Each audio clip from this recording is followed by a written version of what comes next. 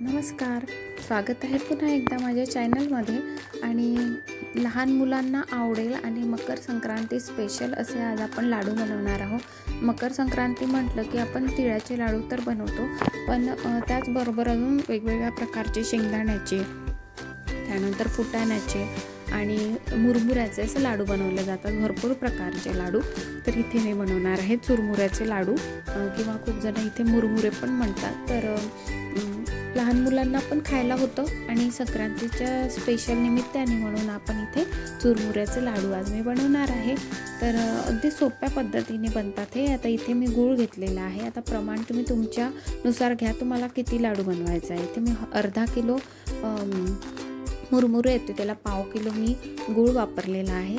तर गूळ इथे किसून घ्या किंवा बारीक तुकडे करून घ्या. आणि ते एका नॉनस्टिक पॅनमध्ये घेतलं तर एकदमच उत्तम, लागत नाही. तर मंद आचेवर नॉनस्टिक पॅनमध्ये गूळ आणि तूप 1 चमचा हे घालायचं आहे. तुपाने कसं खाली जास्त असा लागून येणार नाही, जो आपला पाक तयार होईल. आणि याला मिक्स करायचं आहे. तर मंद आचेवर ठेवायचं आहे आणि छान असं त्याला पाणी सुटू द्यायचं आहे. यामध्ये वरून पाणी घालायचं नाही आहे. गुळाचं छान आपल्याला तेवढाच गुळाचा पाक बनवायचा आहे.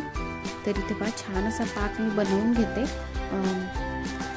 आणि इथे पहा मी मुरमुरे घेतलेले आहे. आता हे कोणी लांब पण मुरमुरे मिळतात, माझ्याकडे हे होते असे छोटे छोटे मुरमुरे आहे हे, आणि कुरकुरीत पण आहे.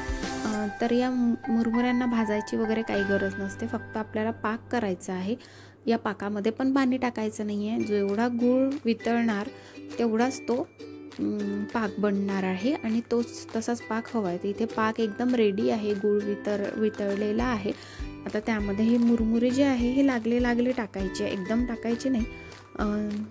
पाहायचे पहिले की कमी होतं की जास्त होतं पाकाला. तर इथे थोडं मी मुरमुरे टाकून घेतले आणि मिक्स करून घेते. गॅस मंद आचेवरच ठेवायचा आहे, लगेच बंद करून द्यायचं नाही, नाहीतर तो पाक थंड होईल आणि लगेच कडक होऊन जाईल. एक तर हिवाळ्याच्या दिवसांमध्ये लवकरच थंड होऊन जातं तो पाक आणि कडक होऊन जाईल. त्यामुळे मंद आचेवर चालूच ठेवायचं आणि या प्रकारे मुरमुरे हे पाकामध्ये छान मिक्स करून घ्यायचे आहे. तर असं लहान मुलांना तुम्ही टिफिनमध्ये पण हे देऊ शकतात. हा पण एक चांगला ऑप्शन आहे. आणि असंच घरी मध्ये भूक लागली मुलांना किंवा आपल्याला पण, आपण पण खाऊ शकतो. असं नाही की मोठ्यांनी नाही, सगळं लहान मुलांनीच खायला हवं. तर लहान मुलं काय आणि मोठे काय, भूक लागली, छोटी मोठी भूक असली की खाऊ शकतो आपण, किंवा बाहेर पण नेऊ शकतो टिफिनमध्ये, किंवा मुलांना पण देऊ शकतो. तर इथे छान प्रकारे हे मुरमुरे मी असे मिक्स करून घेते आणि त्यानंतर याचे बांधायचे आपल्याला लाडू.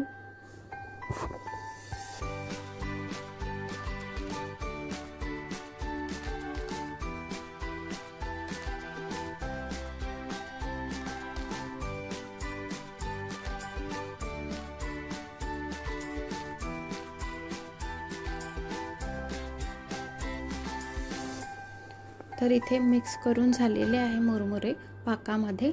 आणि आता काय करायचं, हाताला थोडं तूप किंवा थोडंसं पाणी लावून घ्यायचं आहे आणि थोडं जेवढा तुम्हाला साईज हवा आहे लाडवाचा, छोटा मोठा, त्याप्रमाणे थोडं हे लाडू घ्यायचं आहे, ते चुरमुऱ्याचं सारण, आणि आपल्याला लाडू बांधून घ्यायचे आहे. तर तिथे अशा प्रकारे खूप गरम होतं ते, आणि गरमच हे लवकर लाडू बांधावं लागतं.